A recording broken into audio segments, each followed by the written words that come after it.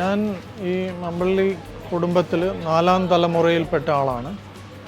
ഇതിനു മുൻപേ ഉള്ള എൻ്റെ അച്ഛനും അച്ഛൻ്റെ അച്ഛനും അദ്ദേഹത്തിൻ്റെ അമ്മാവനും ആയ മമ്പള്ളി ബാപ്പുവാണ് നമ്മൾ ഈ ബേക്കറി ഞങ്ങളുടെ കുടുംബത്തിൽ ആദ്യമായി തുടങ്ങിയത്.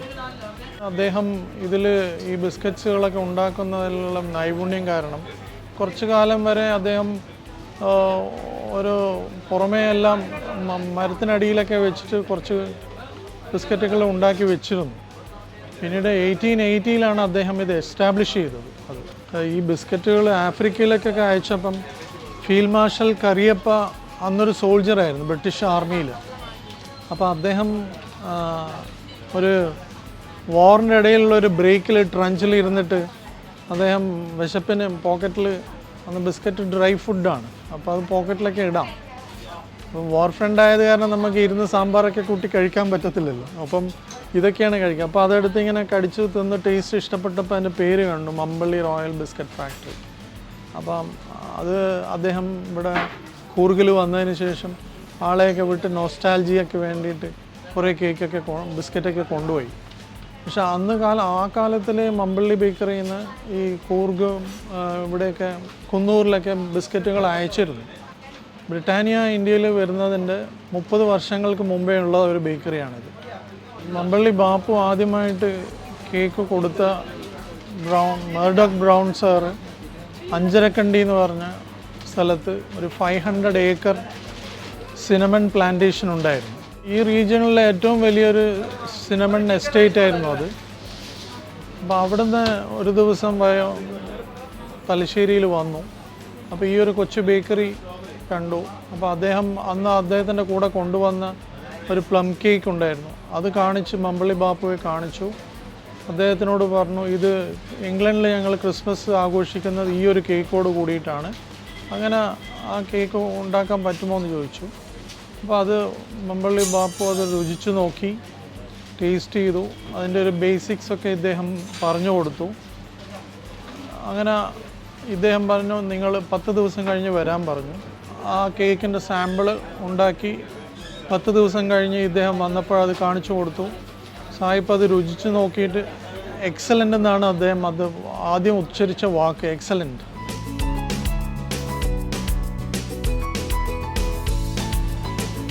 ബേസിക്കലി ആ കേക്ക് ഒരു സെലിബ്രേഷൻ്റെ ഒരു ഭാഗമാണ് എപ്പോഴും. അപ്പോൾ അതിനുശേഷം അത് ബർത്ത്ഡേക്കൊക്കെ സായിപ്പ്മാരൊക്കെ ഉപയോഗിച്ച് തുടങ്ങി. അത് കണ്ട് പരിചയിച്ചിട്ട് നാട്ടുകാരും അതിലേക്ക് വന്നതാണ്.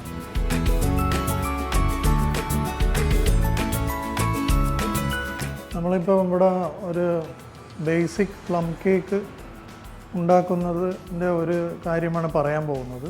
നമ്മുടെ നാട്ടിൽ ഉണ്ടാക്കി വരുന്നൊരു ശീലം ഒരു pound cake, British pound cake എന്ന് പണ്ട് പറയായിരുന്നു. പൗണ്ട് മീൻസ് ബ്രിട്ടീഷുകാരുടെ മെഷർമെൻറ്റിൽ 450 grams ആണ് 1 pound. അപ്പോൾ ആ പൗണ്ടിനെ ബേസ് ചെയ്തിട്ടായിരുന്നു പണ്ട് കാലങ്ങളിൽ കേക്ക് ഉണ്ടാക്കിക്കൊണ്ടിരുന്നത്. ആ ബേസ് വെച്ചിട്ടാണ് ഈ പ്ലം കേക്കിൻ്റെ എവല്യൂഷനും വന്നത്. ഈ പ്ലം കേക്ക് എന്ന് പറഞ്ഞാൽ ബേസിക്കലി കുറച്ചൊരു ബ്രൗണിഷ് കാരമൽ കളറാണ്.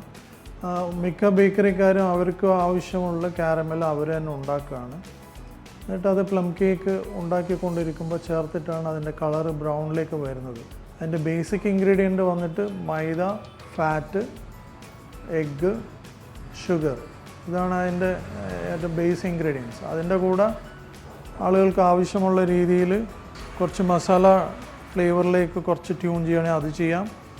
പിന്നെ അല്ലാതെ ഒരു ഹൈപ്പിന് വേണ്ടിയിട്ട് വേണമെങ്കിൽ ഗീ ചേർക്കാം.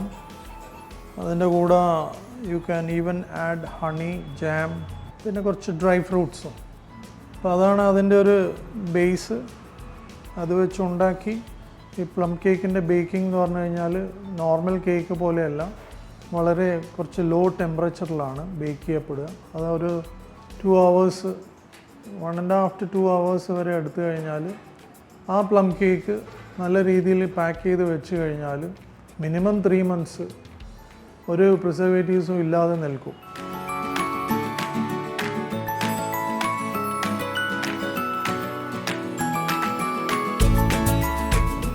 ഷുഗറാണ്.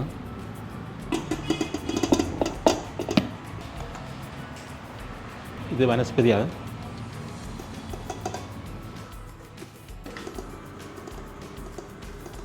ഷുഗറും വനസ്പതിയും ഒരുമിച്ചിട്ട് മിക്സ് ആയതിനു ശേഷം ഇത് ക്രീമായിട്ട് വരണം. പിന്നെ അടുത്തത് പശു നെയ്യാണ്. ഇതിനൊരു 8 മിനിറ്റ് വേണ്ടി വരും മുഴുവനായിട്ട് മിക്സ് ആവാൻ വേണ്ടി. പിന്നെ അടുത്തത് ജാമ്, പിന്നെ ലെമൺ ജ്യൂസ്. ഇപ്പോൾ ഇട്ടിരിക്കുന്നത് ഗരം മസാലയാണ്. അത് പട്ട, ഗ്രാമ്പൂ, ഏലക്കായ് ഇതെല്ലാം മിക്സ് ആയിട്ടുള്ള ഒരു പൊടിയാണ്. ഇത് നല്ലതുപോലെ ഒരു പേസ്റ്റായിട്ട് വരണം. അടുത്ത സ്റ്റേജ് മുട്ടയാണ്. അത് ഒന്നൊന്നായിട്ട് വേണം ഇടാൻ. ഇതിൻ്റെ ടേസ്റ്റ് അങ്ങനെ പിന്നെ എസൻസാണ് ഒഴിക്കുന്നത്. പിന്നെ ജൂസ് കളർ, കാരമൽ കളറാണ് അടുത്തത്. ഷുഗർ പേസ്റ്റ് ഇത് ബേക്ക് ചെയ്തിട്ട് അത് കരിച്ചെടുക്കുകയാണ്. പിന്നെ അടുത്തത് മൈദയാണ്. പിന്നെ അടുത്തത് ഫ്രൂട്ട്സുകളാണ്. ഇതിൽ കാഷ്നട്ട്, മുന്തിരിങ്ങ, ടൂട്ടി ഫ്രൂട്ടി, ഈത്തപ്പഴം, ക്യാൻഡി പീൽ, ജിഞ്ചർ പീൽ എല്ലാം അടങ്ങിയിട്ടുള്ളൊരു ഫ്രൂട്ട്സാണ്. മൈദ ഇട്ട് കഴിഞ്ഞാൽ കുറച്ച് സമയം കുറച്ചും കൂടി ഒന്ന് പേസ്റ്റ് ആവണം, അല്ലെങ്കിൽ ഈ ഫ്രൂട്ട്സ് എല്ലാം താഴ്ന്നു പോകും. ഇതിപ്പോൾ നമ്മുടെ കേക്ക് മിക്സ് കഴിഞ്ഞിരിക്കുന്നു. ഇനി നമുക്കിത് അച്ചിലേക്ക് മാറ്റാം.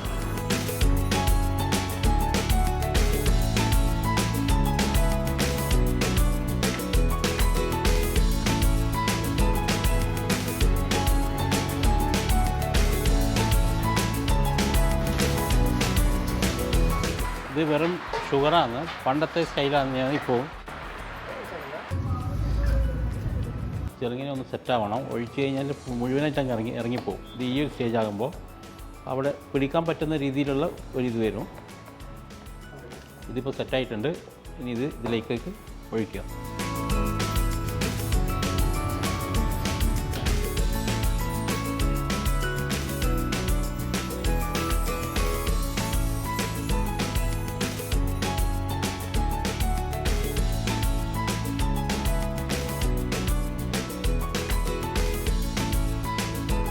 ഏകദേശം 140 വർഷങ്ങൾ കഴിഞ്ഞു. മർഡോക് ബ്രൗണിൻ്റെ 4ാം തലമുറയിൽപ്പെട്ട ആളും കഴിഞ്ഞ മാസം ഇവിടെ വന്നിരുന്നു. അദ്ദേഹം കുടുംബസമേതം 4 പേര് വന്നിരുന്നു. അദ്ദേഹം എനിക്കൊരു പ്ലം കേക്കായിട്ടായിരുന്നു വന്നത് ഈ 140ാം വാർഷികം ആഘോഷിക്കാൻ. ബ്രൗൺ സാഹിബിൻ്റെ 4ാം തലമുറക്കാരനായ പോൾ ബ്രൗൺ എന്നാണ് അദ്ദേഹത്തിൻ്റെ പേര്, ഡോക്ടർ പോൾ ബ്രൗൺ. അദ്ദേഹം ബേസിക്കലി ഒരു ഡെൻ്റൽ ഡോക്ടറാണ്. അദ്ദേഹത്തിൻ്റെ പിൻതലമുറക്കാർ ഈ കേക്കിനെ പറ്റി പറയാറുണ്ടായിരുന്നു, പ്ലം കേക്കിനെ പറ്റി. അപ്പോൾ അദ്ദേഹം അതിനോട് കുറേ ആകർഷിച്ചിട്ട് അദ്ദേഹം ഒരു ഫ്രഞ്ച് ഷെഫിനെ വെച്ചിട്ടാണ് ഇവിടെ കണ്ണൂരിലേക്ക് വരുമ്പം ഒരു ഫ്രഞ്ച് ഷെഫിനെ വെച്ചാണ് ഉണ്ടാക്കിയൊരു കേക്കുമായിട്ടാണ് വന്നത്.